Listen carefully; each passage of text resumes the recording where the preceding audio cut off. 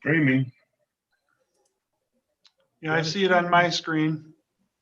Confirmed.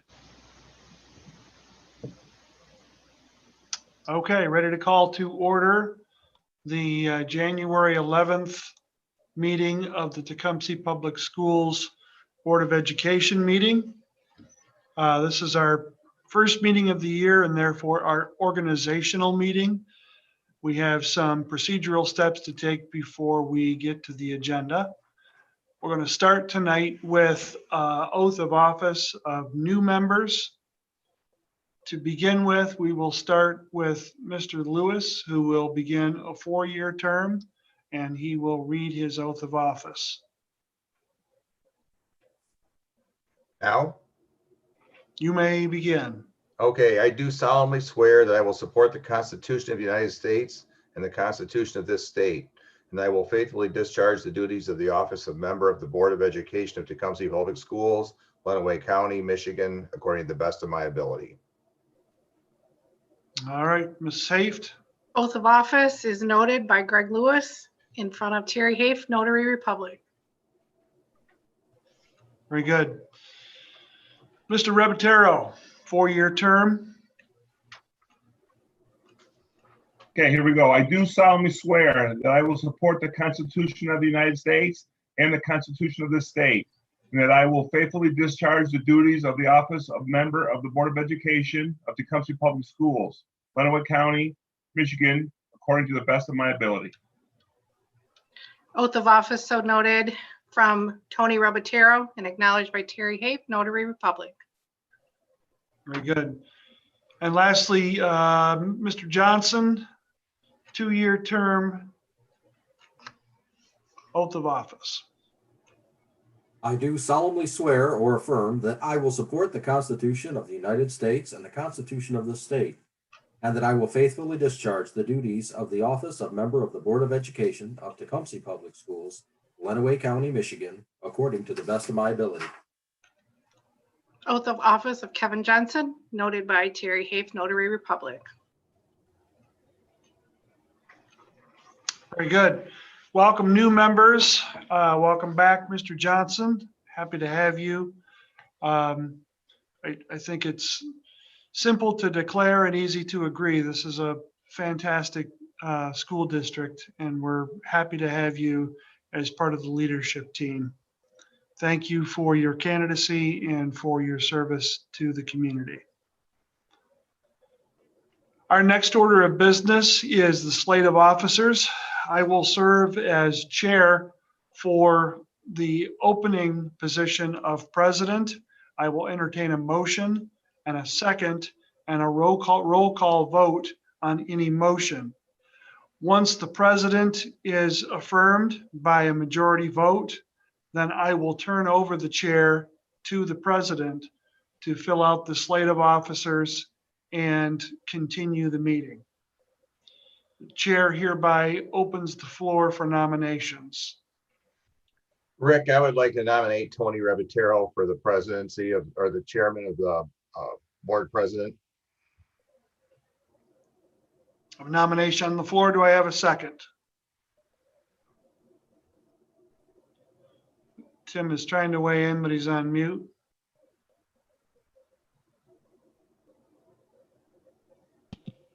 I'll second that motion. Motion made by member Lewis, supported by member Simpson. Roll call vote. I'm going across my screen by order. Kevin Johnson.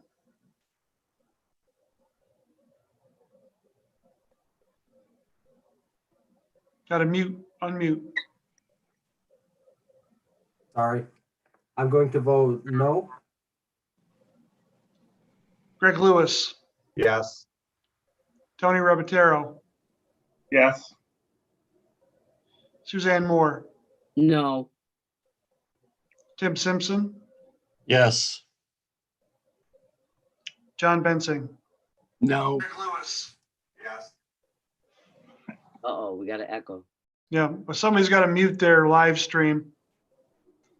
Mrs. Hafe, the vote was 4-3 in the negative.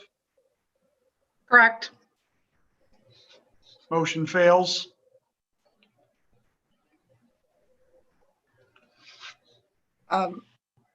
Mr. Hilderly, Yes.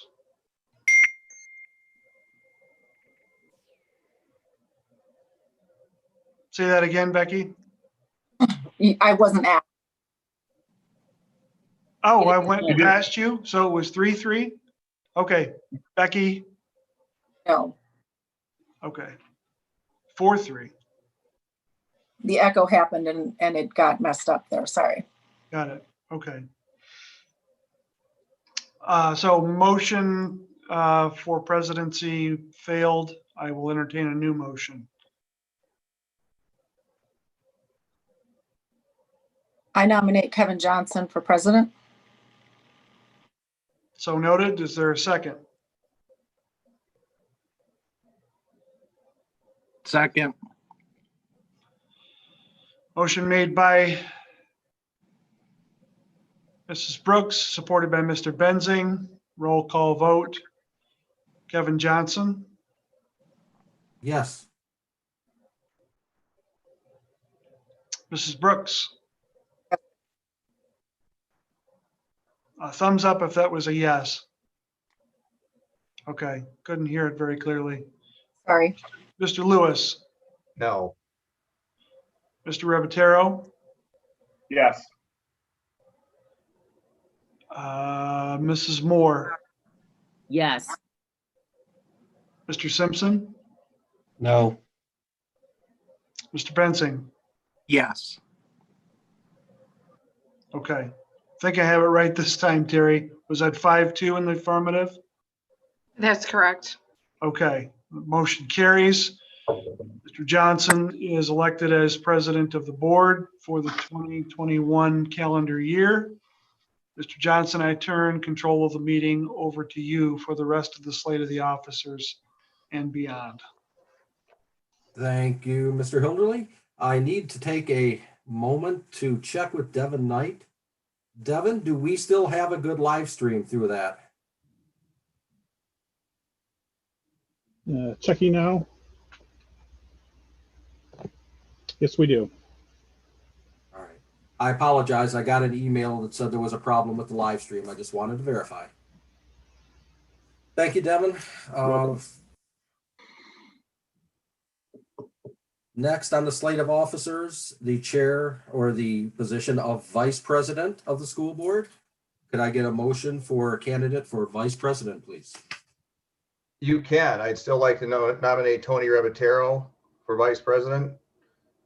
I think he's a qualified candidate. He, again, in the last election we just had, he was a top vote getter as selected by the electorate.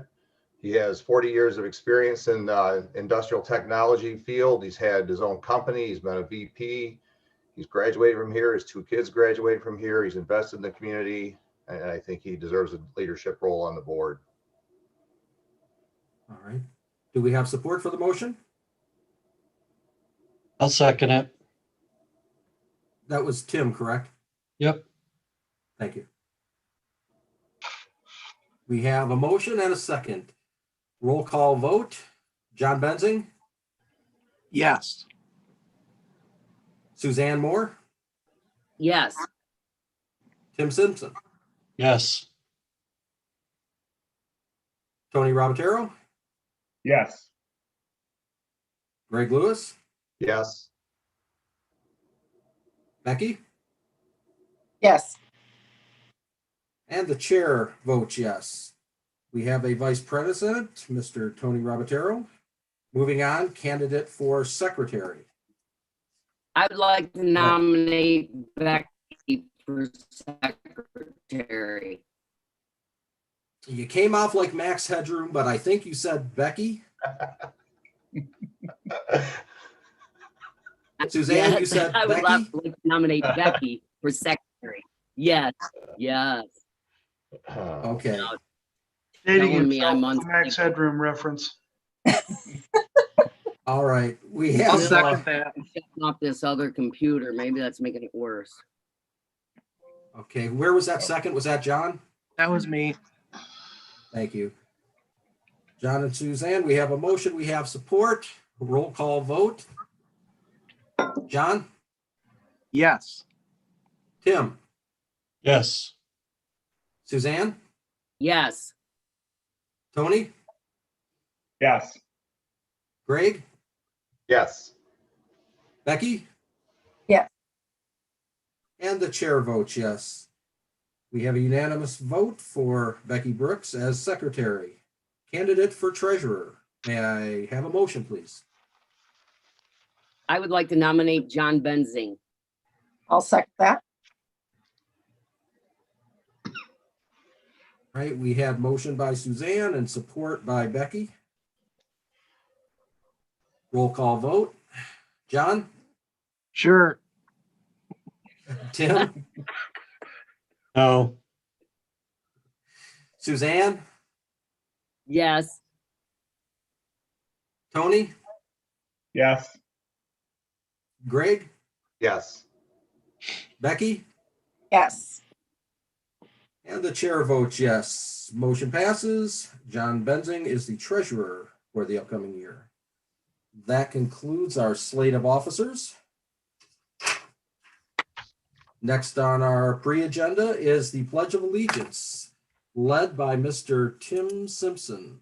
Tim?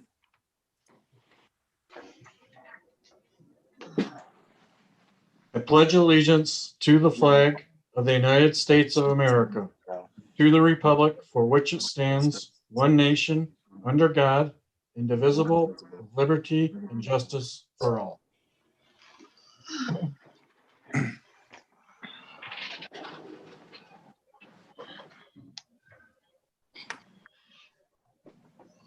All right, that brings us to our good news from Mr. Rick Hilderly. The good news this month is the majority of the people on our screen tonight. School Board Recognition Month is January. And each year we at least have to acknowledge and thank the members of the board for their service. Certainly we're restricted and typically we will have cake and if we're in person, in the past, we've had kids or adults in the district who've had different presentations. We're limited under these circumstances. If we are face-to-face in the near future, we will certainly more appropriately try to celebrate the service that you give to the community. I don't think that until you are a school board member, you realize how much of your time is consumed working on behalf of the staff and students, the families of school. And most of you have done something like this before or are continuing to do this. And you do understand the time and the dedication and the scrutiny that it puts you under. So just a large thank you on behalf of the district employees for the time that you are committing to help support all of the needs of our students and of our staff and our families. Thank you very much. Thank you very much, Rick. We have public comment on agenda items. It looks to be that we have, well, two people, although one is indeed a group. Let's get them in here.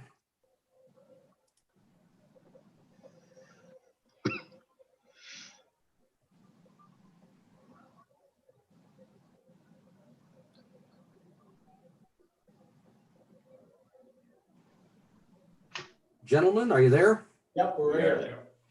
All right, so you know your camera is off, by the way.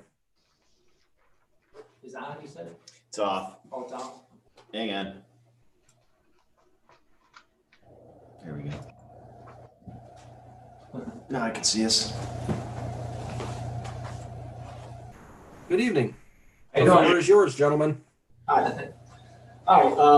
A couple weeks ago, we had sent a letter to the Tecumseh School Board in regard to an opportunity for a proposal for the naming of a field. And I think you guys got that letter. Yeah. Okay. And you had some time to look that over. And what we would like to do, if at all possible, is obviously get the field. You know, nobody's ever came before and had you know, a request, you know, for naming of a baseball field. And obviously, we're not asking for the Tecumseh varsity field, the new field. This is the old baseball field that we're talking about, which the JV and the freshmen play on. And the gentleman that passed away, if you don't know the pronunciation there as far as what we have asked for, his name was Derek Nahabedian, and his nickname was Naha. And like I said in the letter, it's a pretty cool nickname. And we would like an opportunity to see if we could rename that old baseball field Naha Baseball Stadium. And we would incur all the cost if that was an okay, you know. And we know it's a, you know, we know the requirements for such, you know, for such a task. All we can say is he was a, you know, just like a lot of Tecumseh baseball players, he was a nice guy, very unique. Had a tragedy this past year as far as getting the colon cancer.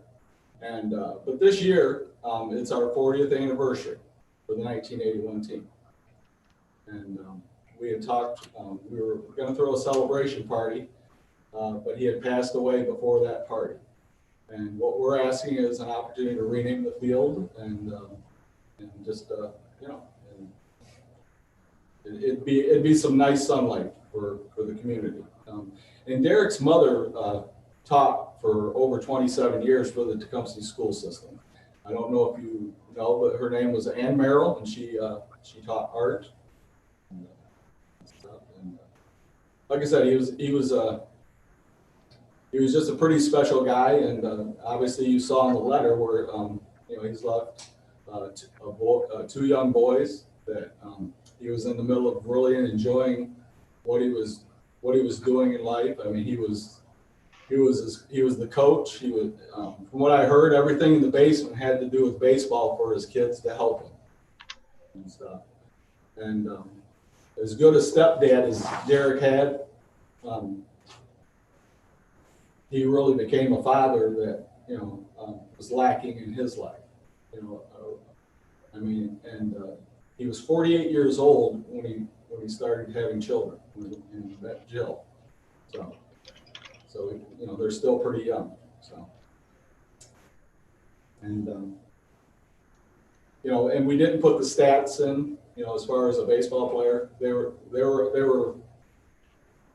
pretty phenomenal and stuff, but we didn't want to go into that. And like I said, if this does go forward, we had talked to Coach Bollinger, and you know, and if you guys decide not to do this, we're going to still do something. Because it is the 40-year anniversary, and we would like to do something during one of the baseball games and stuff, and you know, just to kind of get to know some of the kids in the, you know, this next year, which is 2021 here, and go from there. And we've already talked to Coach Bollinger there, and the baseball team is going to do another thing too, out of the class of 81 and 82 that played, which is we're going to start a scholarship for the two boys and help them out as well. And I think that's about it. What was his mother's name? I didn't catch that. Ann Merrill. She had a son that graduated in 78 or 79 and 79. He graduated with my sister. And then Derek graduated in 81. So she had two boys there in the high school and stuff. So, and Derek was one of those guys. He could have been a college baseball player. He threw his arm out in college. He had actually tried out for Central Michigan and stuff. And one of the gentlemen over my shoulder, he went to Central and played. and stuff, so. That's Marty Waller and stuff, so. And there's another thing too, what this team did accomplish in 1981, which you read in the letter a little bit, it was a pretty special feat. I'm telling you, there was probably over 5,000 or more there that day watching a baseball game in Tecumseh. And that'll be 40 years here this spring and stuff. And like I said, you guys have did, as far as the community and me moving back, you guys have did something wonderful to these baseball stadiums. We did not have that kind of baseball stadium. One of the things we did after practice, which was mandatory, practice got over and we all had to go throw our gloves, and then we had to go pick up rocks in the infield. And there were boulders. That was one of the things we did. And, you know, but like I said, that holds a lot of special memories. I know it holds a lot of special memories to a lot of the kids that did play there. But you know what we were able to accomplish that year, and then the next year the senior team went 19-1. I mean, Tecumseh had, you know, and that's one thing we like now too. We were just talking a few minutes ago at the job Mr. Bollinger's done. I mean, you guys got a pretty good baseball program here, and that crew back then was a pretty good crew, and obviously we would have loved to win the state championship. And I'll end it right here. Derek was supposed to pitch the state championship game. Marty got us in the semi-state at Tecumseh, and the story behind that is we went up to Central Michigan and played, only for the rain to come, so we had to go back home to come back the next Saturday. So then we come back the next Saturday, we spend the night at Central Michigan again to play a state championship game, only to get rained out again. So we're farther into the summer, and Derek has already canceled his trip to Europe twice, with his parents already over in Europe for his senior trip. And he had to make a very tough decision. A young man named Mickey Hyatt got moved up. The guy over here had already thrown his arm out, Mark Walters. So they moved Mickey Hyatt up. Bob Ondervik had already broke my face with a baseball in practice. So, but what I'm saying is Derek had to make a tough decision, and we always have talked about it. You know, wow, I wish we would have had Derek, because him and Marty were in the zone as far as that season, and to me they were unbeatable and stuff. And he wasn't there. But what we had found out at his funeral was that stuck with him a long time, because when he got over to Europe, they dropped him off at the wrong airport, or they met at the wrong airport. And all he's worried about, they were telling us at the funeral, was what the score of the game, what's going on at Mount Pleasant, you know, at Central Michigan, you know. And, you know, but at the same time, here we're talking about the guy that we're trying to get a name after. And, you know, and the nice thing about this, there was no malice. Sure, we wanted him there, and we all pretty much say, yeah, I wouldn't have made that decision, but it was his decision, and he respected his family. And the last thing I'll say is, was the nicest thing about anybody when you find out after, you know, they've gone, is that he accepted the Lord in his life, and he became the father that a lot of us wish we could in this life. So, and that's where I'll end it right there. Okay. Just to advise the board on the issue, I had a conversation with Mr. Smith last fall about this issue, and honestly, at that time, we didn't have any policy in the board policy manual about board naming rights for any of our facilities. Luckily, last year we addressed many of the policies, and one of the things that is now in the board policy manual has to do with this sort of thing. And the board can consider putting a community member's name on something like the baseball field that they're discussing. So the board has a couple of options. The agenda could be amended tonight, and it could be on as a discussion item for this evening, and then an action item at the second meeting in January, or it could be placed as a discussion item next meeting and then voted on 2 weeks after.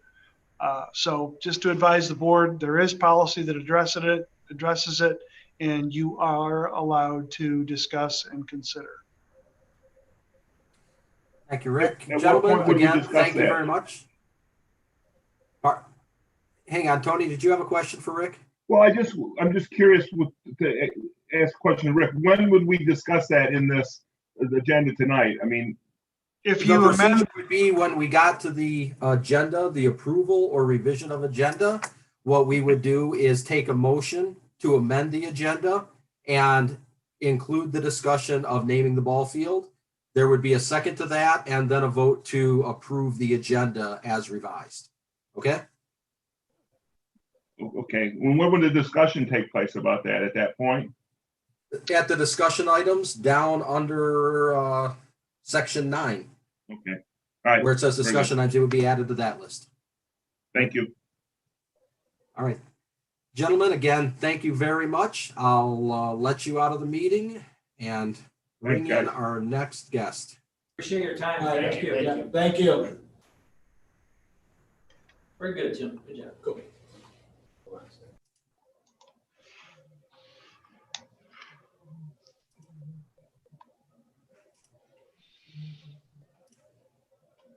All right, our next speaker tonight is Greg Abbott. Good evening, Greg. The floor is Hey. yours. Good evening, everyone. Can you guys hear me okay? Yes. Yes. Great memories there. My last baseball coach at that field was actually Coach Hilderly, if you can believe that. So that would have been also my last year playing baseball. So anyway, thank you to Mr. Lewis and Mr. Robertero for joining the board. I want to acknowledge and welcome you guys there. And also to Rick's point, just acknowledging all of you on the board. You guys are tasked, with a lot, and I recognize it's certainly not easy very often. Purpose for me, sharing my statement tonight, I believe you all have a copy of the letter I wrote. I wanted to share that, with you guys and read it. But the motivation behind it really is just to refocus our district. I feel like we've been too distracted on a lot of negativity. And a year that has been the year that it has been, with numerous challenges that none of us have ever faced before, and looking to navigate through that and to do what's best for the kids. I don't feel that we've done a good enough job to acknowledge all the people that have stepped up to do that. So with that being said, I want to read a letter that you guys all have a copy of. Mr. Hilderly and Tecumseh School Board members, recently there was a disappointing TPS press release regarding our AD, John Zajac. In response to that article, I'd like to share the following. I wanted to take a moment to recognize and thank the real frontline leaders of our school district. These are times, experiences, and situations and challenges none of us have dealt with ever. It's easy and understandable to be consumed by them. I have, however, observed many in our district step up to the challenge to face this battle and be the leaders our students need and deserve. These teachers, coaches, instructors, and parents need to be recognized for their strength and leadership and standing up for what is good. In the early, dark, and cold morning hours, I see music teachers setting up outside instruction for their students by flashlight. In their spare time, I see gym teachers and coaches hosting outdoor workouts for any willing to attend and willing to put in the work. All the equipment being carried in and out, wiped down over and over and over, taking and documenting temperature checks, social distancing in parking lots and fields, demonstrating to these kids what hard work, commitment, and doing what's right looks like, keeping them safe. Let's not forget the numerous virtual music events, theaters, or hosted virtual social events, just so these kids can, quote unquote, play with their friends. Parents taking on roles as coaches, backyards and driveways becoming practice areas, just so these kids can have some sense of being kids. I know I'm missing so many because these are just the experiences of our 3 kids. We thank you, and you all are very much appreciated. All this should be obvious, but we've been too distracted with those looking to inflict their own negative agendas in our district. Recently, there's been too much negative noise from individuals looking to cause harm to our real district leaders. Some of these individuals are sitting on this board. A few of these parents have the ear of individuals on this board. This is unacceptable and it needs to stop. As a school district, we are better than this. I believe the actions and opinions of these certain individuals do not reflect our school district as a whole. I am proud to be a resident and parent of students at Tecumseh Public Schools. I am willing to stand up and support our leaders. I am willing to celebrate and recognize those willing to fight for what's best for our students. The few people causing all this harm are welcome to take their agendas elsewhere. In my opinion, you're not welcome here. This community, this district, and most importantly, our students have my support and all that is good. And that's all I have. All right. Thank you, Mr. Abbott, for speaking tonight. Thank I hope you. you have a wonderful evening, and we'll see you again soon.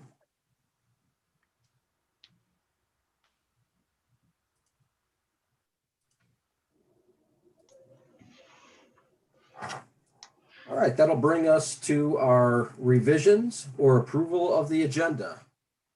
Are there revisions of the agenda? I'll make a motion that we add that. Can you hear me? I would ask that we add it next time with more information about what exactly they want to do. I guess I have some questions that I wouldn't mind throwing out there to understand it a little bit better. I mean, we could have a quick discussion. I'm gonna Well, I make, wonder, We could always have. and I another- wonder if we should, sorry, Susan. I wonder if I wonder if we shouldn't put it on the agenda next time as well, so we allow the public to know it's coming before it's Yeah. discussed. Yeah, I'm okay with having it on this discussion and discussion next time, but not to vote next time. I think I the can public tell needs to you be that aware. the gentlemen Okay. are looking for a dedication of the field in the spring. So we're not in any kind of a race to get this done. Okay, good. So to redirect here, do we want to have a discussion? Is there a motion to have discussion about it tonight? I'll make a Yeah. motion to have a discussion tonight. I'll second Okay, that. All right. So we have a motion and a second there. Are there any more revisions to the agenda? yeah. I'd like to make a motion to add a discussion about the investigative report. Okay, we have a motion to add a discussion about the investigative report. And did you have something to add to it, Becky? Well, let's go ahead and cycle through that one. Okay, have do you have a list of things to add? Yes. Okay. Would that be held, I'm gonna- Becky, would that be held in the closed session? That investigative report, would that be held in the closed session? No, sir. This is a separate issue.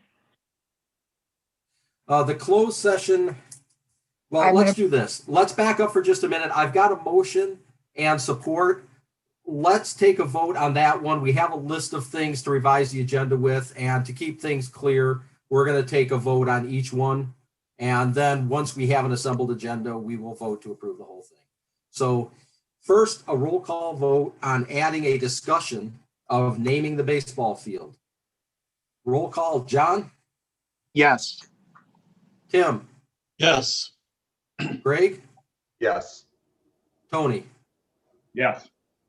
Suzanne, Yes, Becky, Yes. and the chair votes yes. We will add that to discussion items. Now, we have a motion. Becky, please repeat your first revision. Item. Advised to add to our discussion items, the investigative report. All right, do we have support for that?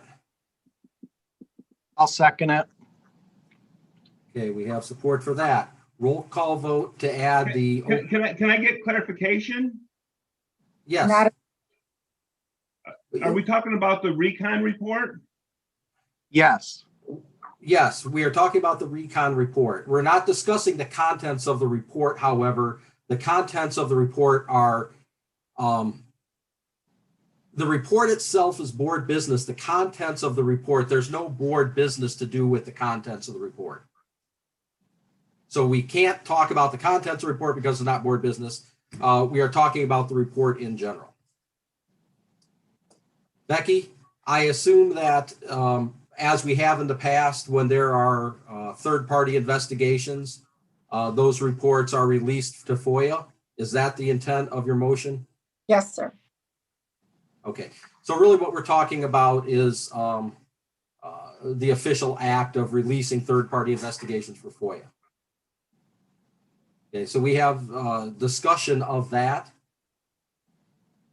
And we have roll call vote to add that to our discussion agenda. John? Yes. Tim? Yes. Suzanne? Yes. Tony? Yes. Greg? Yes. Becky? Yes. And the chair votes yes. We will add that also to the agenda. Becky, did you have more to add to the agenda? Lastly, I move to remove the closed session. My understanding is there's some things that took place shortly before, longer necessary. Rick, what was the purpose of the closed session? You're muted, by the way. Here. The closed session was requested as an attorney-client privilege, having to do with some legal questions related to the report. That situation has been dealt with by myself. I guess the second complicating factor is that I haven't heard from our attorney since this afternoon, verifying that he's available tonight. But primary to that is that the situation revolving around that discussion has been taken care of. All right, so we have a motion to remove the closed session from the agenda as it is not necessary and not able to be facilitated by an attorney. Do I have support for that motion? Support. That was John. All right. Again, we have discussion at this point Yeah, about let's have this? some discussion. Yes, absolutely. Okay. Well, Yeah, I think that, go ahead, somebody, Nope, go No, ahead, Tony. I mean, this isn't the time to discuss it. We can discuss Well, it. No, this is a We discussion. we can discuss the motion. To add it to the agenda or remove it to the agenda, we should discuss that, but not the topic itself. Right. So, Right. Exactly. So what was the, I'm sorry, who was starting? I think it was Tony that was starting discussion. well, I think that, I mean, although the topic's been dealt with, and I understand that, I think there are some questions about exactly how it happened that maybe I have certainly questions about. Again, I'm not trying to, open another can of worms. I just have questions that I think that maybe all the board members might be interested in. I was thinking we could still have that. Well, the problem is in order to have that closed session, everything has to be taken care of in open session. To go to that closed session, if we can go there to review a letter, a communication from an attorney, we can go there to discuss something specific with the attorney, but the attorney has to be there to discuss it. So Well, I have specific questions. I have specific questions about the recon report. About the contents of the recon report? Yes. Okay. The best avenue for that would probably be, we cannot talk about the contents of it because right now that report is under a confidentiality. It's a privileged document. So we cannot talk about the contents of it.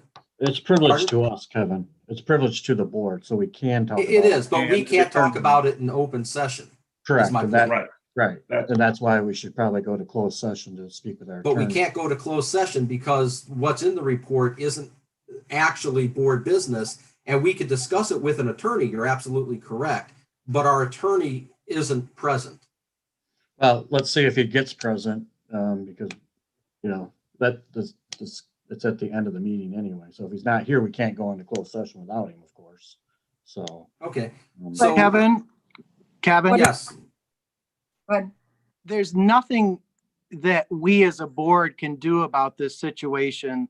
So I guess I don't understand this isn't something that requires board action. The board wasn't involved in the decision-making process or the things that happened through, from this report. I guess I don't understand why we would want to spend more money on legal fees to bring a lawyer into a closed session for something that we have no effect on. We can't change the decision. This was a internal, process that's been completed as of today. So I don't understand the point of going back in and discussing something that we don't have the ability to change, and the outcome will not change based on the discussion. It'd be a very So- expensive to beat a dead horse. Well, I'm not trying That to it beat may a dead be. horse. I'm trying to understand why the horse left the building, so that's all. So, I mean, I Well, that should be understand that. pretty obvious what happened if you read the report. Well, it's obvious what, Excuse me. Can Tony's questions be answered via email? Potentially. Well, I think the best avenue at this moment, we can leave it on the agenda and we can take it off when we get there if we don't get an attorney. We can certainly go into a closed session to discuss the contents of that report with an attorney, but we have no attorney here and we haven't heard from attorney, so I don't expect one. The so we questions have to that have an Tony- attorney to be in a closed session? We have to have an attorney For to be in a this, closed session? yes. Yeah. Yes, for this we do. Yes. So we would have to have the attorney here to be in closed session. Now, Tony, the questions you have, if you ask them directly to Rick, Rick will get the answers from the attorney and then it'll be broadcast in updates to the board as a whole. Okay, that's My question's probably the really best. aren't for the attorney. I don't know what the others are, but mine aren't for the attorney. So, all right, that's fine. That's fine. I'm Okay. comfortable with this. Okay. All right, so is there any more discussion about the closed session? About removing the closed session, sorry. All right, doesn't sound like it. So Terry, we had a motion and we had support. Motion by member Brooks, support by member Menzing, and then discussion occurred. So we need either a vote to continue. We are good for a vote. Then we'll take a roll call vote to remove the closed session from our agenda. Is that removing it or just removing it pending whether or not Ray Davis shows up? Right. We got to vote to go into it anyway, so why remove it? Right. So that is actually voting to remove it from our agenda. We already know our attorney's not going to be here, right? Don't we know? Hang on. Don't we know our attorney's not going to be here? Why wouldn't we just vote to remove it? If we know he's not going to be here, he never even called Rick back. Why would he just hop on our board meeting? He doesn't even know about it.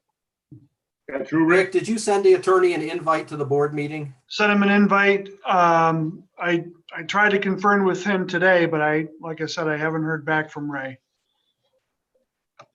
Again, I'm not sure we need to spend additional monies to have Ray at a board meeting if the questions can be answered. And the bottom line is nothing that we discuss is going to change the outcome I or agree. anything else. Well, some of us have questions as board members and we're allowed to ask. You can the ask attorney those questions as questions. well. And we do, and we don't get the right answers. So our questions don't get asked correctly. So. Oh, okay. Yeah. Okay. So what we're going to do is we will take this vote to remove it from the agenda and we'll move forward from there. If the motion does not pass, then we will take another motion or we will leave it on the agenda. It is the board's preference at that point. So to start with, let's take a vote and remove this from the agenda or leave it on. Just All right. want to mention before he take this vote, I just received a response from Ray and he is available. Okay. So everyone will have to unmute themselves. I see a lot of muted microphones. Roll call vote. John? How are we voting for removing Voting it? yes to remove it. Yes to remove it, no to leave it on. Yes. Tim? No. Suzanne? Yes. Tony? No. Greg? You're muted, Greg. Yeah, sorry, I vote no. I just have procedural questions I'd like to hear from the attorney. I know I'm not trying to change a decision, trying to understand how it was derived. Okay. Becky? I didn't hear you, Becky. That's because I didn't vote yet. Oh, I'm sorry. Becky? My personal opinion is it should be removed. It's unnecessary, but as there are board members with questions that seem to think that their questions weren't answered, I'll vote no. I never asked any questions. It's my first meeting, so That wasn't directed to you then, Greg. okay. All right, so the chair will vote no, and that will leave this as a 5-3. We will leave it on the agenda, and we will see if the attorney joins us. Rick will contact him, be in discussion with him while we're in the meeting here. And are there any more revisions to the agenda? All right, doesn't sound like it. Could I get a motion to approve the agenda as revised, please? So moved. I second. I think I heard Becky, and who threw the second? Was that Greg or Tony? Both of us, you choose. I'll go with Tony because his box has a little yellow thing around it. All right. Roll call vote to approve as revised. John? Yes. Tim? Yes. Suzanne? Yes. Tony? Yes. Greg? Yes. Becky? Yes. The chair votes yes. Agenda is approved as revised. First item on our agenda is a monthly finance report from Kelly Glenn. Good evening, Kelly. Good evening, board. Just quickly go over the monthly reports, and of course, if the board has any questions, I'd be happy to address them. And then after the traditional monthly financials, I will also address some questions that the board members sent to me via email. I'll address them as a whole to the board. Here's the tickle in my throat.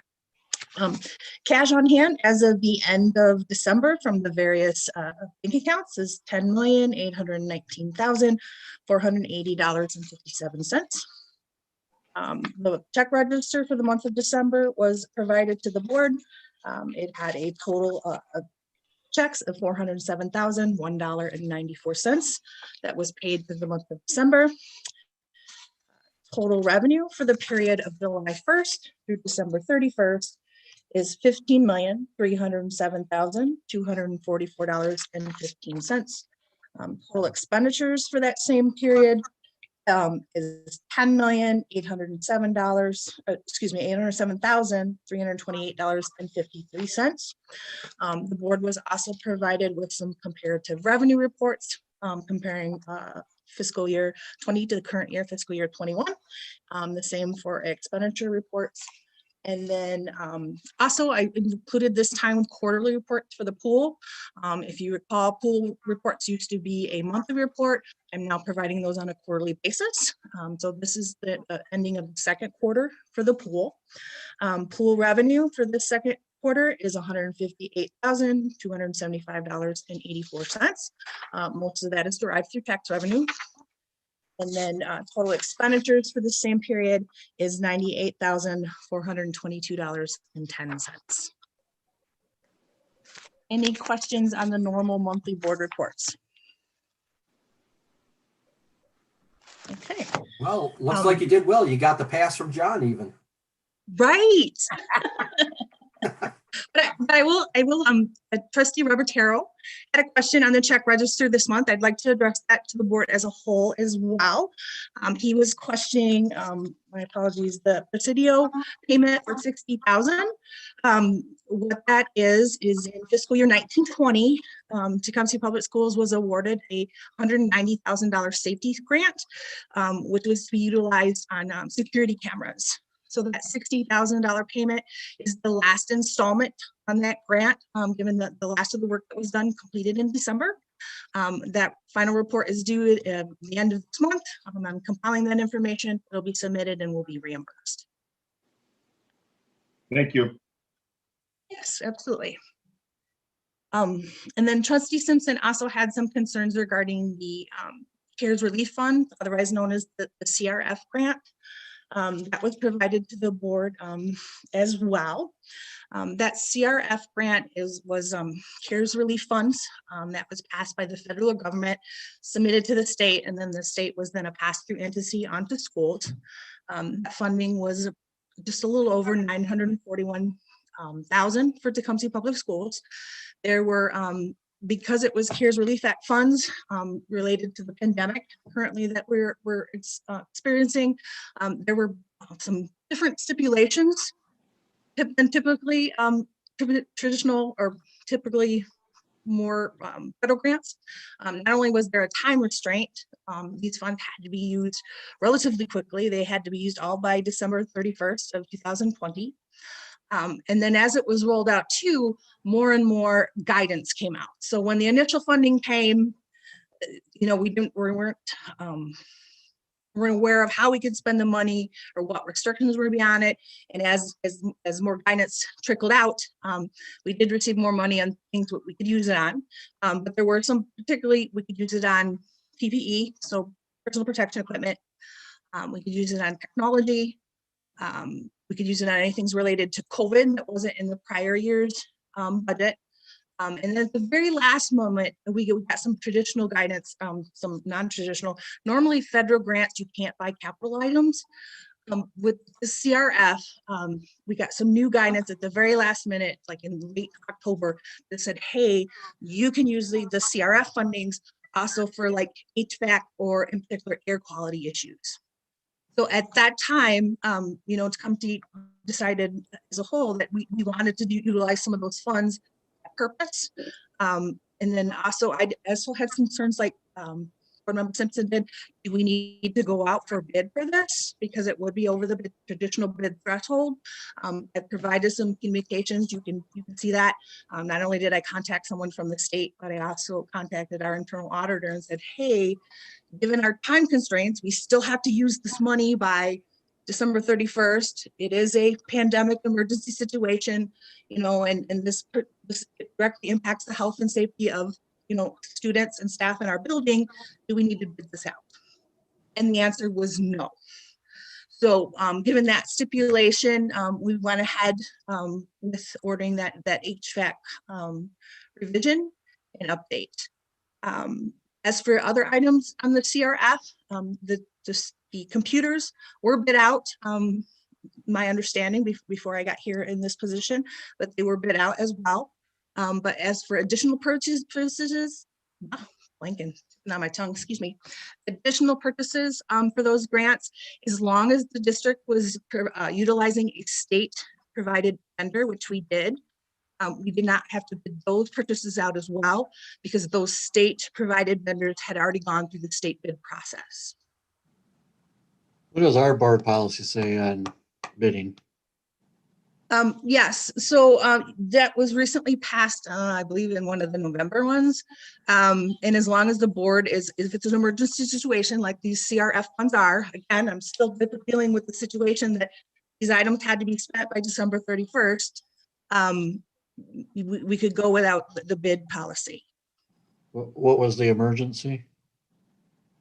Time constraints and the health and safety concerns. On computers? All these funds had to be used by December 31st. Okay, definitely. Okay, thank you. Yep. Kelly, was that Thanks, it for Kelly. the questions from the board? Yes. Was that it from the questions you were emailed from the board? Correct, yes. Before I ask my question, I just heard somebody start to speak. Was it Greg or Tony up in that corner? I just said thank you. I just said thank you. Okay. Kelly, there is this vicious rumor out there that we have COVID funds version 2.0 on the way to the district at some point.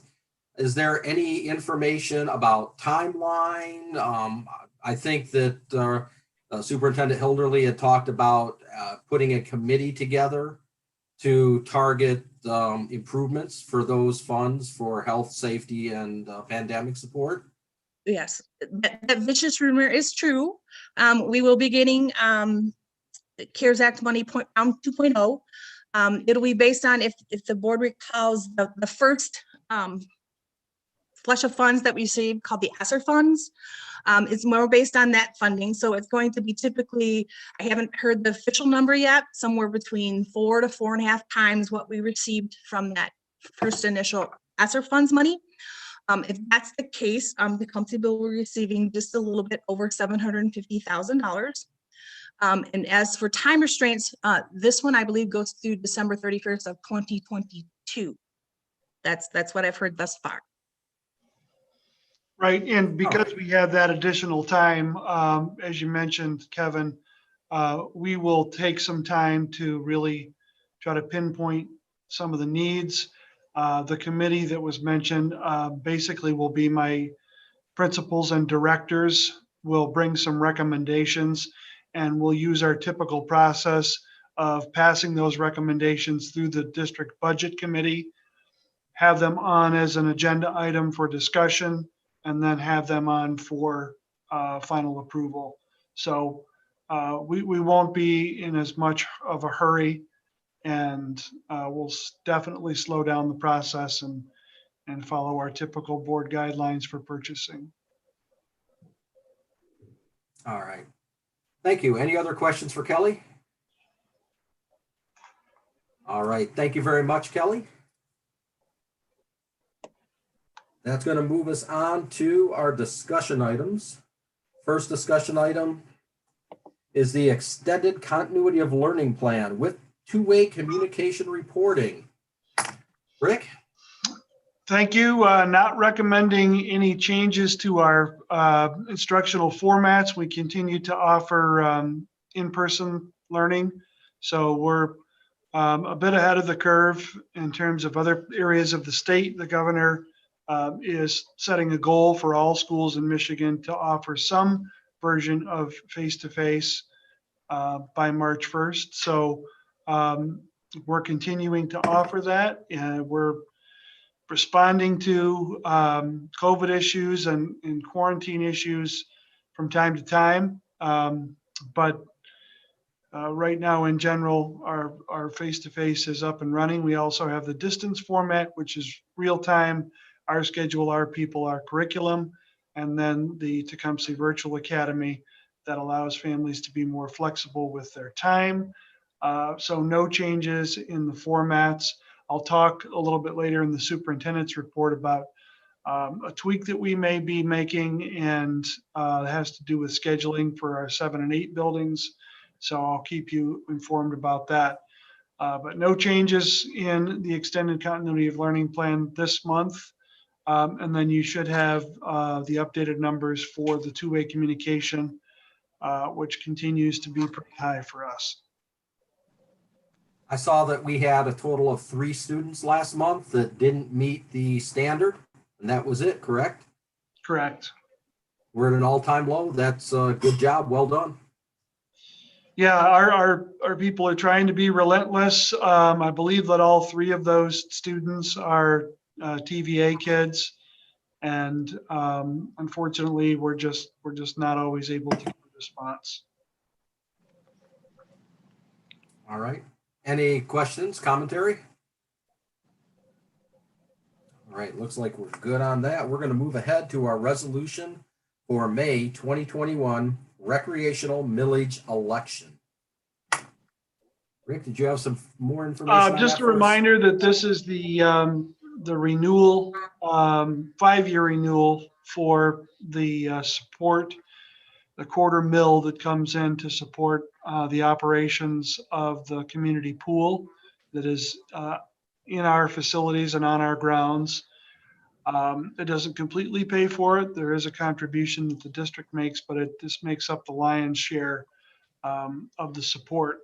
The issue needs to be addressed in May because the current issue runs out July 1st. If we wait longer and take it to the November election date, then we would miss one collection, and then that money would be something that would have to come out of the general funds of the district. So we're trying to get this set up for a May election. All right. Are there questions from the board about it? Yeah, so I guess there's a long list of action items, from Troon about the whole steps. Who actually is responsible for executing those? Action items. There's a calendar that comes out, says this, this got to be done by this date, and this has to be done by this date. The Okay. wording has to be presented. Okay. Yeah. There are certain board things that I have approved. There are certain things that I have to bring the board to have approved. Some of it has to do with the county clerk. So it's coordinated through. Go ahead, Tony. Will this be the only issue on the ballot that day? From the school district, I believe that will be it.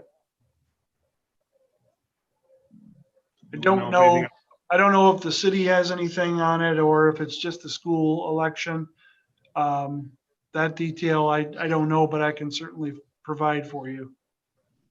Probably doesn't matter, but I am concerned that we're going to also go for a millage renewal in November, right? Well, we do have a committee that has made some recommendations that we've put on pause. They're going to come back out in the spring and make a recommendation to the board about the possibility of a bond issue for the November vote. That will be significantly more than the 0.25 mil pool renewal. Will that be an increase? The issue in the fall will not be an increase. It will be the same levy that we're currently levying, slightly over 7 mils on our bond debt. I just worry about we're going 2 times 1 year for a renewal. I mean, it doesn't sound like there's anything we can do about that, but I know in the past as a voter, I'd be like, are you kidding me? They're coming again. We just did this in May. Right, and there'll have to be a strong informational campaign to educate voters as to why we're doing that. But this one for May really needs to happen before the July deadline. Because it's a July expiration date, then the vote is typically in May every 5 years. I think the big thing to remember is that this is a renewal. It's not a new mill. So it's not an increase in the tax base. It's strictly just a renewal, and it doesn't, create any changes or higher taxes for the people of the community. Yeah. Sometimes people don't always like to hear that. I mean, just, the townships have to pay for an election and all that. There's nothing we can do. There's nothing we can do. I just wanted to make sure there's nothing we can do. It sounds like that's the case. Well, if we pass on it, it's going to cost us money.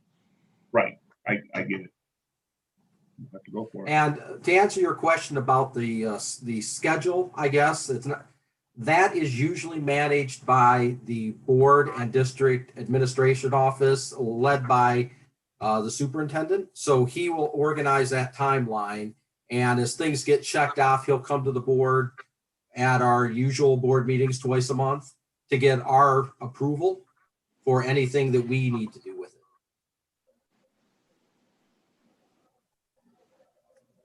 All right, thanks. Yep. Next discussion item, we have a couple of donations up next. Rick? Yes, Kiwanis Club of Tecumseh, $1,000 donation. And those, aside from the donation, I just want to say how happy I am that the Kiwanis Club continues to meet without fail every Tuesday morning for several months now in this virtual format, carrying on their business, and then still also finding ways to raise funds to continue to support many of the great programs that they are traditionally supporters of. So urge the board to accept with our gratitude the $1,000 donation from Kiwanis. All right. Thank you very much, Kiwanis. We have a second donation. Rick? At another donation, actually walk-in, got to see an old friend who anonymously donated $200 to the Tecumseh Athletic program. In general, specifically, it was earmarked for girls basketball. All right, Urge the board thank to you accept very that with much gratitude as well. for that anonymous donation. Thank you. Next item on our agenda is the discussion of naming the ball field. Who would like to open the discussion? I'll start. Or go ahead, Rick. Just to review it again, this group is going to be celebrating their 40th anniversary of that state finals appearance. They had a member of their team recently pass away, Derek Nahabedian. They're asking to have the field that they played on that is currently on the campus of Compass, frequently referred to as the Bowl. The last time that I coached a sport was on that field. And they are asking to have that field named Naha Field in the honor of Derek Nahabedian and his nickname. They simply want to have a dedication ceremony along with a celebration of that anniversary. They have a couple of members who are going to construct a sign, probably attach it to somewhere, maybe along the back of that back screen, and it will continue to be referred to as Naha Field. I believe that the policy in the board manual says that naming rights can only stay in place for 5 years unless otherwise stipulated. So if the board entertains a motion, you'll have to keep that in mind as well. Hey, Rick. Yes. I think it's a great idea. My only question is that have people come to the district in the past and have we ever denied this? That would be my only concern is if, you know, people have asked for us to do this in the past and we've said no for whatever reason. I just want to know what that precedent is.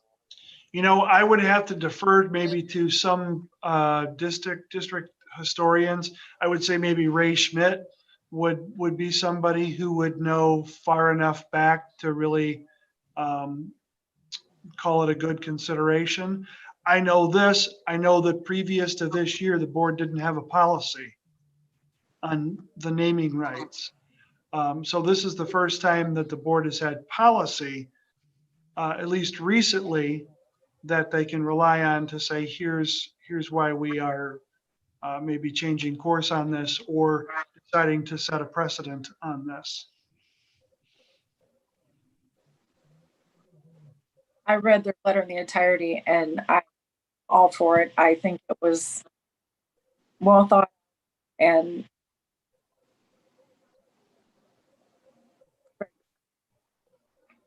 I think it would be an honor to have that field named after him. Do we have any other fields that are named after anybody? I'm assuming we don't. Nope. You know, we really don't even have an official name ever dedicated for the football field that we play on. We refer to it as Indian Stadium, but there's never been any naming rights applied to that. So it's, I guess, more of a ceremonial name. But to my knowledge, there are no other fields that are dedicated in the honor of anyone.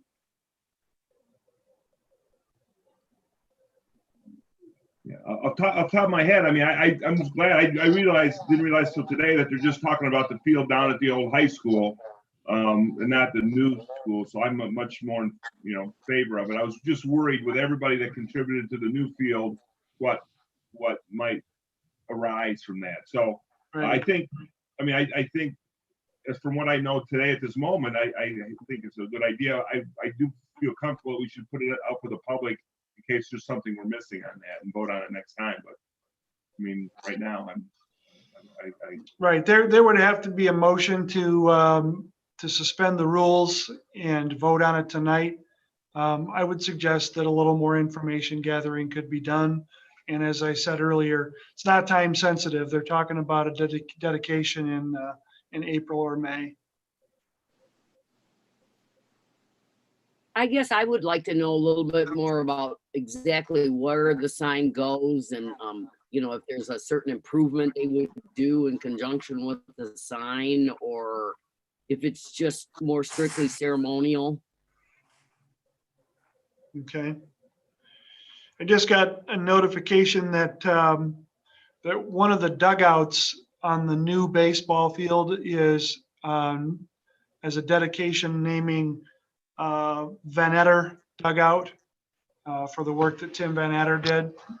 So we do have a precedent of a community member having a naming right, in this case of a dugout. That makes sense for Tim Van Etter. He worked hard on that. Absolutely. I think though, I think John's point is the right one, because if we even inadvertently come up and say, okay, yeah, we're gonna tell them, and we all like the idea, but if we do that and somebody else got turned down 7 or 8 years ago, it's probably gonna cause bad feelings. And maybe, like you said, Ray Schmidt would be the person to ask. I don't know any other veteran teachers around here that may know anything more about it. He would know who else could help him. Okay, yeah, we could get in contact with Ray and pick his brain a little bit and find out if there's any, you know, potential for this to have a bad taste.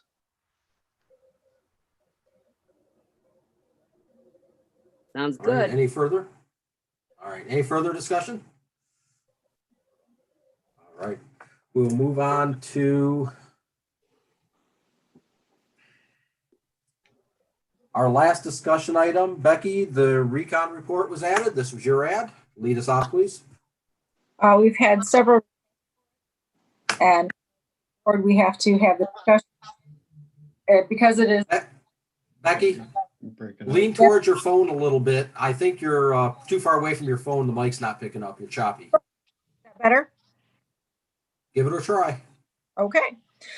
So the it's currently under an investigative privilege. It is the board's property. We've had several requests for it, and as such, we have to have the discussion and motion to remove that privilege to make it FOIAble. At that point, once it's FOIAble, it would go to our attorney. Our attorneys would redact any personal private information, and it would be made available. All right. And this is similar to the other investigative report we had done in 2018, same procedure. Discussion? Have we had FOIA requests? We have had requests for when it will be FOIA-able. Is it normal to make these things FOIA-able ever? Yes. Oh. Yes. It's the same thing we've done with the last one. Right now, I'm not even able to share it with the individual for whom it was identified in the investigation. So I can't, anybody who asks me if they can see it, right now it's the board's property and they would have to release it as a FOIAble document. Is that common? Yes. Yes. And we did that with, we did that with the superintendent, the superintendent that we had the investigation that was redacted and then made public. Correct. Yes, the board had to set aside the exact same procedure. The board had to set aside their privilege, the confidentiality. Yeah. It was then redacted for names, titles, identifying information, personal information. And then it was released to the administration office and made available for FOIA. And you know, Mr. Davis is here and he can probably answer, but I would say that for a non-criminal investigation, it would be typical that the board would make it FOIAble. All right.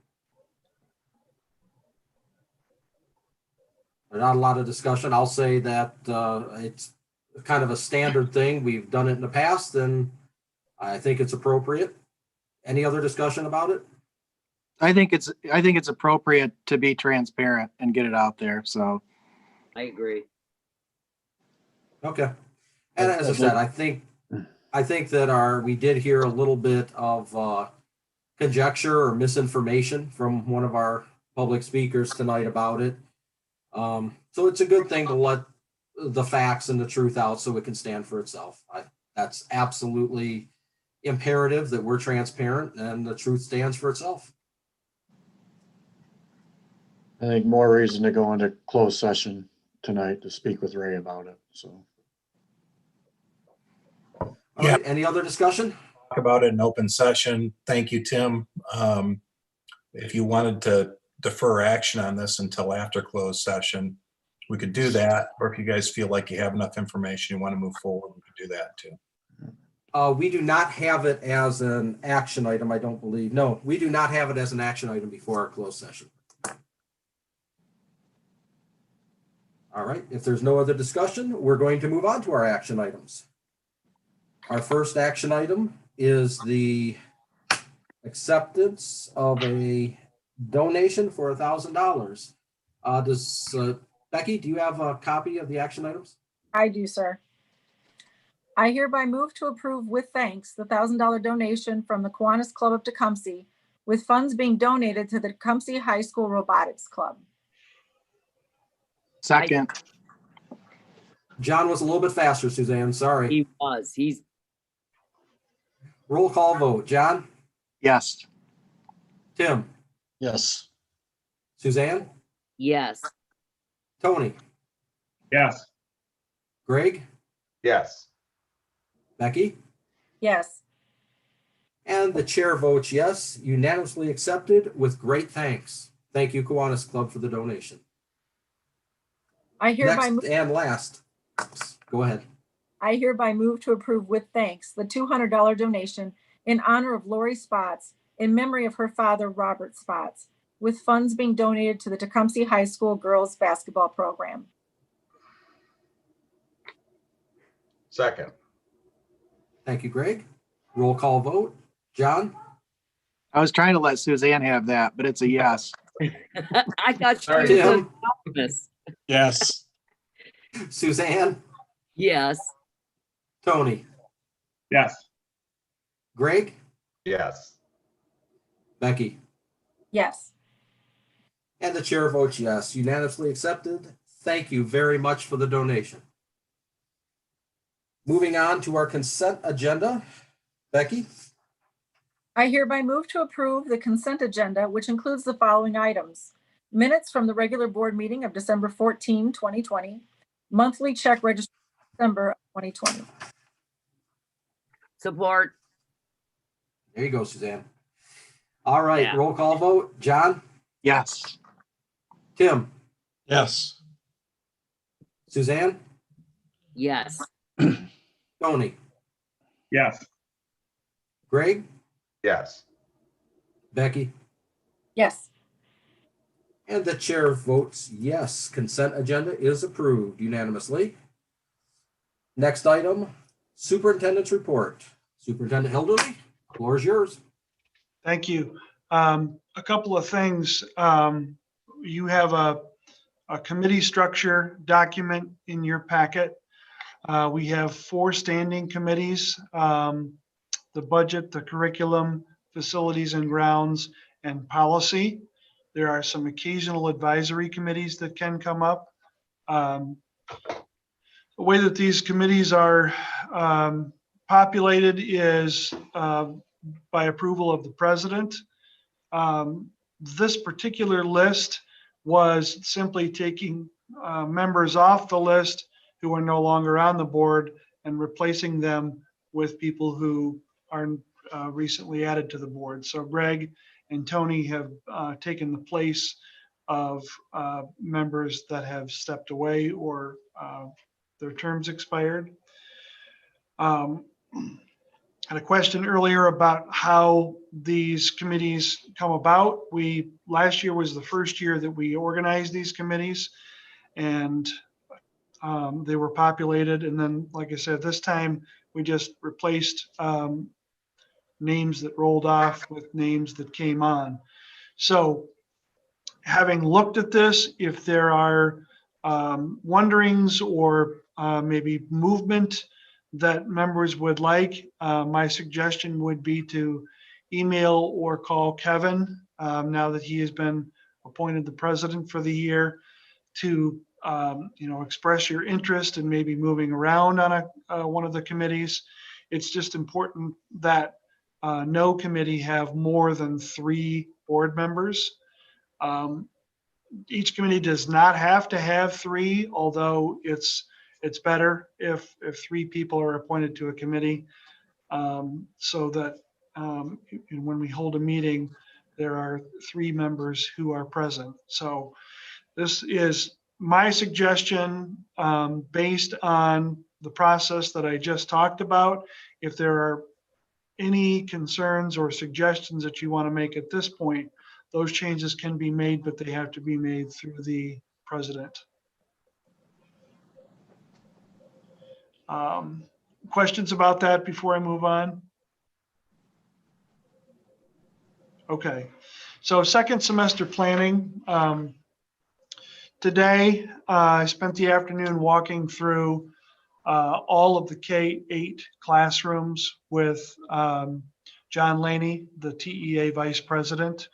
And, that was, John really enjoyed the experience because he doesn't get into the elementary classrooms, he admitted. I think we decided that the kindergarten desks are a little bit more like footstools for him.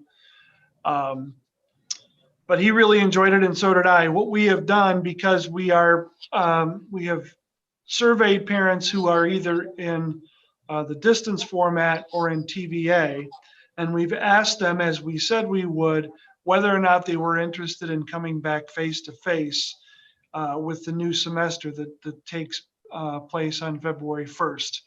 And each grade level has a different number of families who would like to come back face-to-face. We have a very few groups of people who are saying that they want to go into either distance or TVA. Most of the people are saying that they'd like to come back face-to-face. We don't, however, want to crowd our classrooms to the point where we are not achieving the social distancing that we would like. So the association and I walked through the classrooms, and we administratively have some suggested cap numbers at each of the grade levels and in each of the classrooms, because not every classroom is the same square footage or has the same layout.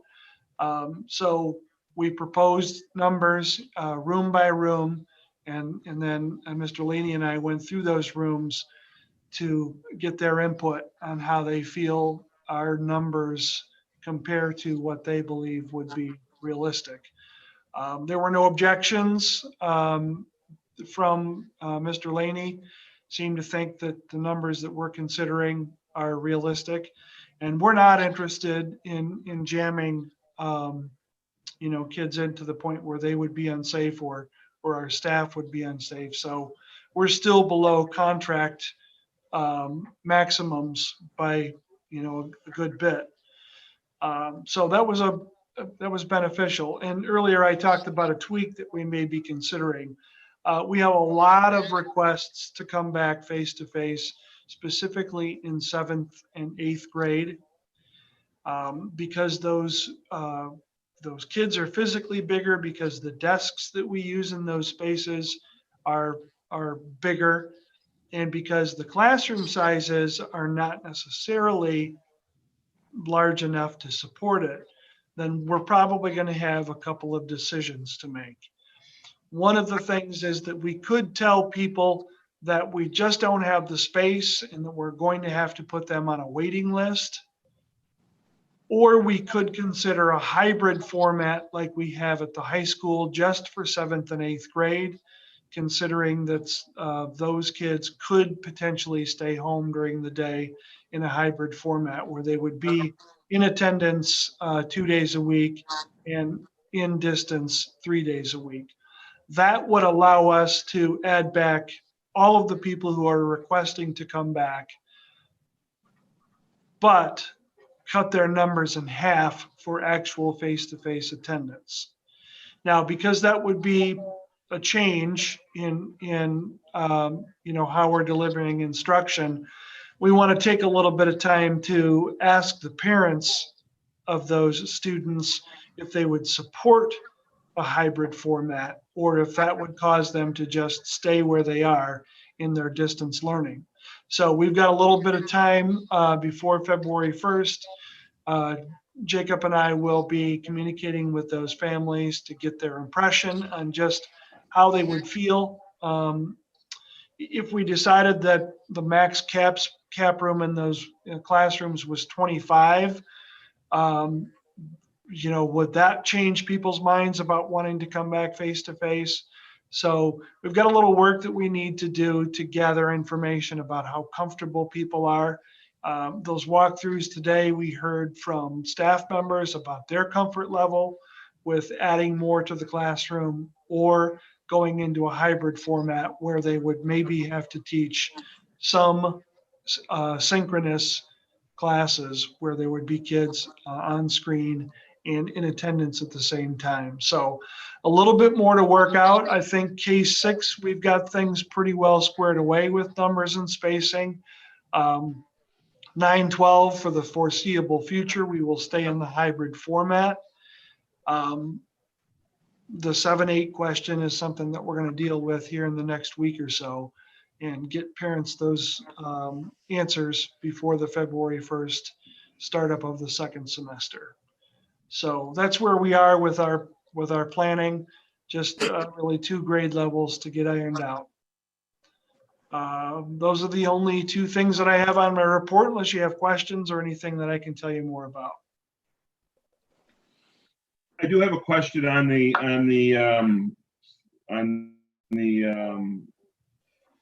7-8. How many students do you think potentially would end up on the wait list if we decided just to add students back in? I mean, that's a very hard question, but an estimate. Are we talking about 2, 20, 50? In the 8th grade, we have about 25 families who are asking to come back. So we're talking about adding 3, 4, or maybe as many as 5 per classroom. The numbers fluctuate in the 8th grade depending on the math program. We offer 3 different levels of math in 8th grade. Some of the classrooms are as low as 14 or 15 right now, and some are as big as 22. Space-wise, we don't really see that we could go greater than 24 or 25 in those rooms. And even then, we're still only getting maybe 5.5 feet nose to nose. So if we brought everybody back, I think that most people would be more comfortable to put them on a hybrid at that point.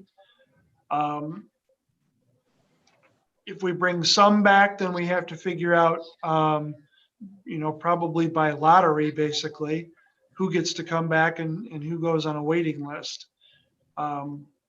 7th grade, we're pretty good. We have more capacity in 7th grade, and that's because the classrooms in that former 5th grade wing of the Compass building are around 1,100 square feet. So we've got more room to put people. If we go 24 or 25 in there, we can still get to 6 feet. So the Patterson building, the West kids, that's a little bit more concerning. So like I said, we've got some information to gather from parents about how they would feel if we were squeezed in there, or how they would feel if we had a hybrid schedule and kids would be at home during the day. I have a question. So this is all being dictated by the health department, the whole spacing thing. What if we said anybody who wants to come back can come back and the spacing is just smaller?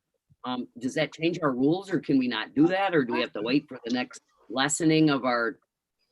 Yeah, we have statements in our continuity of learning plan that say that we will be socially distant. So we're trying to live by the language in that plan. And is that the rule? Is that the law? We have to live by that, or can we change that? We can change it. But when we change it, we have to advise parents Right, And do we have to know if they want us to change it? And if it's yes, okay with them and we start that social distance, I mean, let's right. face it, kids don't even, this is not a big risk for them. And it's a bigger risk to keep them out of school. So I say the more we can push towards normalization, the better, as long as parents are okay with it. Okay, good. I appreciate that. Yeah, That's it. I guess, you, again, I mean, I don't think you have a good feel for the number of students at some place in the 8th grade, someplace between 1 and 25 on the waiting list. Yeah. But Yes. I agree. I agree with Susan. I mean, I don't like the idea conceptually of making everybody in 8th grade change because these 25 families said, I want to do this. I mean, I understand. I mean, I think we need to find a way to accommodate them. Yeah, But he's and I struggle with that as value on well. its VP. That's why we want to have some communication with parents to say, what our thinking is. Rick, would the 8th grade still be cohorted that way? Was exposure, we would have limited amount of classes out. Would they still have that availability? If we brought more kids back in, and we weren't in a hybrid. Right. Yeah. See, one of the things that the 8th grade is doing is they're running a block schedule. So they see fewer, they go to fewer classes each day, but for longer periods of time. And they're cohorted. Those class times are about an hour and 55 minutes. We haven't tested it yet with the health department. The health department guidelines usually are if you've been in the same room with the same people for 2 hours, that they quarantine the whole group regardless of how far away you've been. We have ours set in an hour and 55 minutes. As I said, I haven't tested that with them yet. They may just say, no, an hour and 55 is close enough. We're quarantining those people. So the way that their schedule runs, it may or may not matter how many kids are in the room. Okay, thank you.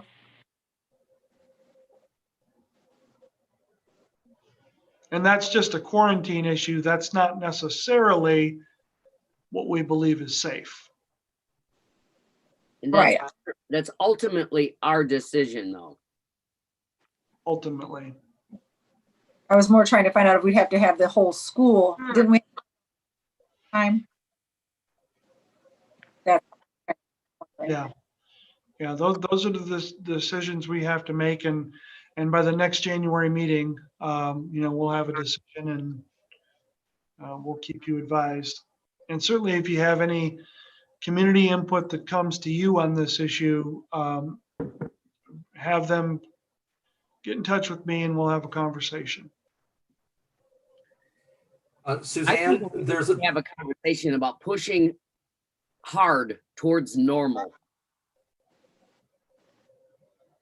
Suzanne, the delineation that needs to be made is the health orders that come from the state, that come from Lansing. Those we don't have any latitude in. Those are directives that are rooted in Michigan law. Okay, they are hard and fast. These are the rules we're going to follow. However, when it comes to social distancing and such, those come from the health department. Those are best practice recommendations, and we do have some latitude in there. However, we just don't want to stray too far from the guidelines that they put forth as best practice. Right. You'll remember back in the summer when we talked about this, that the return to school roadmap had requirements, strong recommendations, and recommendations. Those were the 3 tiers of what they asked people to do. We tried our best to honor all of the strong recommendations in addition to the requirements. There were a couple of different variations. One of them had to do with masks in the elementaries. We have since changed our ground on that and are requiring masks because that's the new health order. And then the other one was social distancing at the high school, which we are now not concerned about because of the hybrid at the high school. So if we change how we're going to look at spacing in any of the classrooms, in this case, the 7-8 classrooms, then we're going to have to amend that continuity plan, the extended continuity of plan that we talk about every month. Are we making any changes? That would be something that we would have to change if we're going to go away from any of the parameters that we've already set. The classrooms at the 8th grade building, the Patterson building, are full. In terms of the desks that are in there, they've each got 24 desks, and there was maybe a couple of exceptions where we could get one more if we wanted to. Right now, with the number of kids who are face to face, those classes are not full. I think the highest number we heard was 22, with an average around 18 or 19. So we're getting pretty good distancing now. If we let more people back in, we're going to be shrinking that distancing, and we're going to have to probably amend that plan. If I could just say real quick, Rick, I mean, what I tell Rick, tell all our clients is that, regardless of my personal feelings or our personal feelings, let's rely on our health department. So whatever we do, let's get health department approval for it. Because if we do that and something happens, it's going to be really hard to pierce governmental immunity. If we can say, hey, we followed the directive of, our medical officials at the health department. So at that part, then if something bad happens safety wise, that can be traced back to a decision that we made, if we relied on the health department making that making that decision, then we're in the best position possible for defending against something personally against any of you.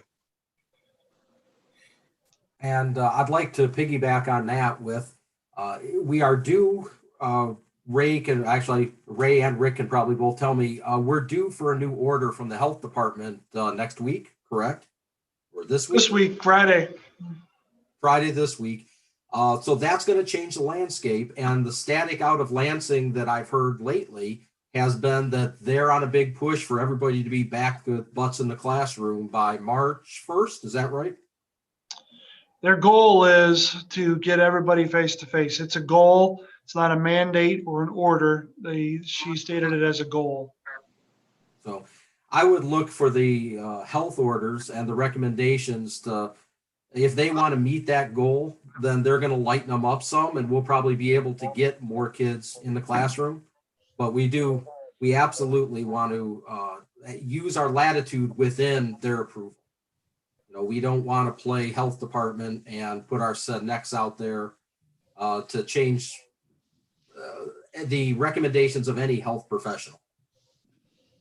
It's just pretty easy to do, to say, hey, this is what we're planning on. Health department, are you guys okay with that? And once they give us the okay, get that in writing, then boom, we should be good. Thank you, Ray. Agreed. Yep. Thank you. Any other comments, discussion? I would just say that I wouldn't really necessarily support the hybrid unless we had a majority, almost unanimous consent from the parents whose kids are currently in class. Just because I don't think it would be fair for them to change that model.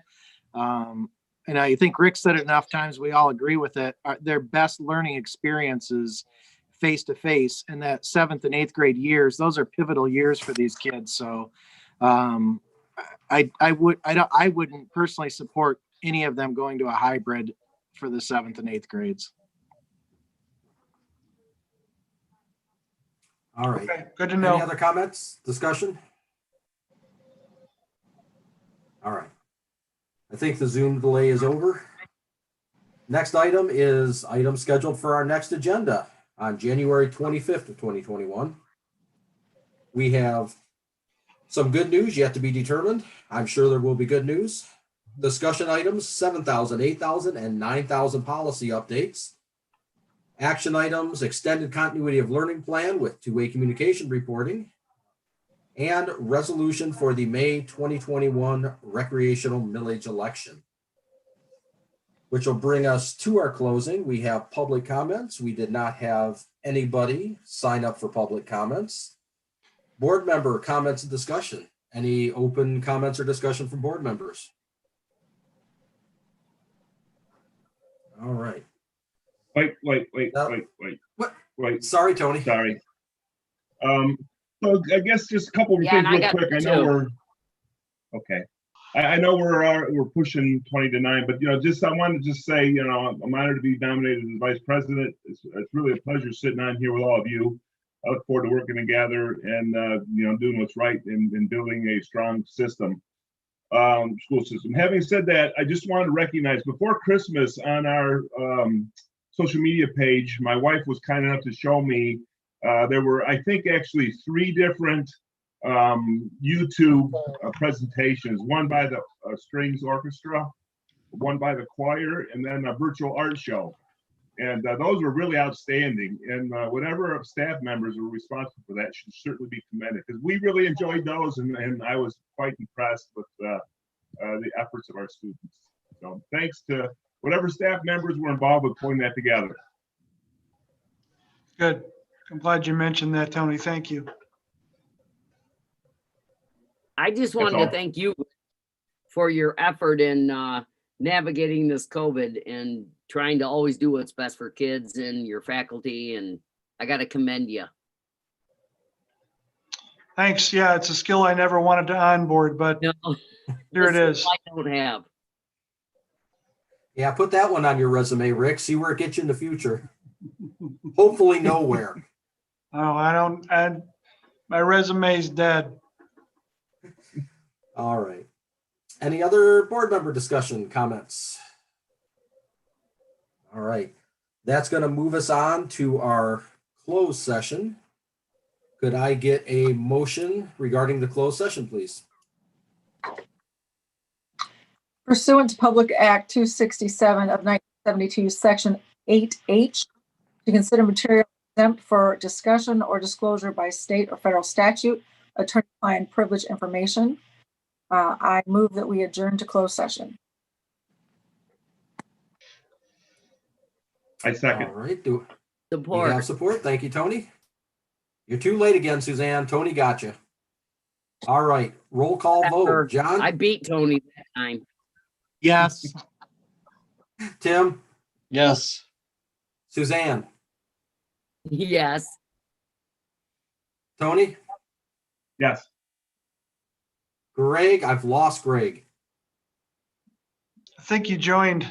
He went and joined. He's a joiner. You already joined the breakout room, I bet you. All right. Let's go on to Becky. Yes. And the chair votes yes. That motion passes. One board member absent from the vote. We will enter closed session. Everyone has a pop-up, I believe. Yes. All right. I will join you after I secure the meeting.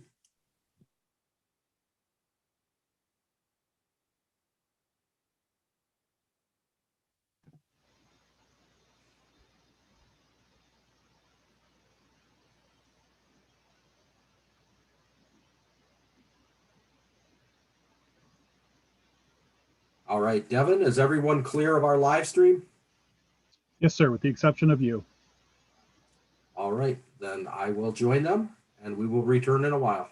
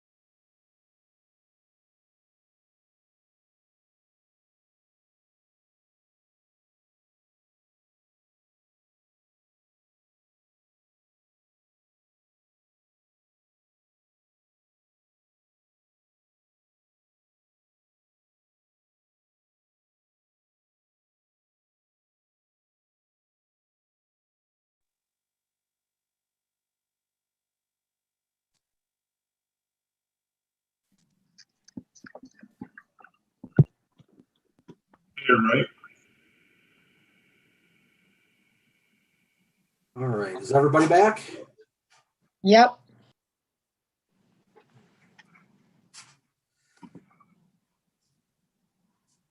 Terry, let the record show we've returned from closed session at 9:34 p.m. All right. Is there any motion? For God's sakes. Action from the closed session.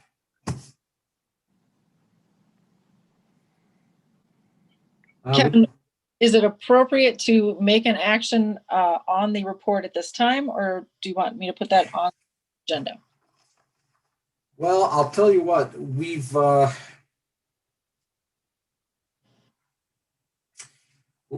let's go ahead and make the motion. If there's support and it passes, then we will honor that. If it doesn't receive support or doesn't pass, then we'll put it on as a discussion item for next agenda. Fair All right? enough.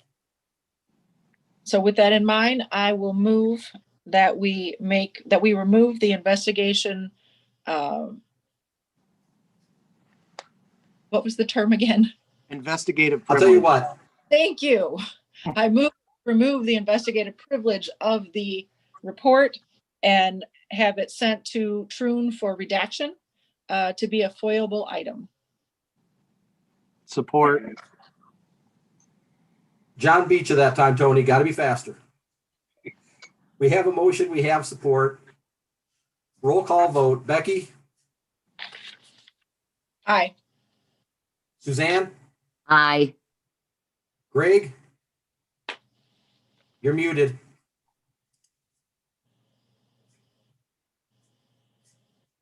Who did you say? Aye. Sorry. There's Greg. Tony? John? Aye. Tim? Aye. And the chair votes aye. We have passed unanimously. The report from December 2020 from Recon shall be redacted and made available for FOIA requests. That brings us to our adjournment. Could I get a motion? So moved. Second. Tony's got support. All in favor, say aye. Aye. Aye. Thank you very much, everyone. Have a wonderful night. Good night. Thanks. Aye. Aye.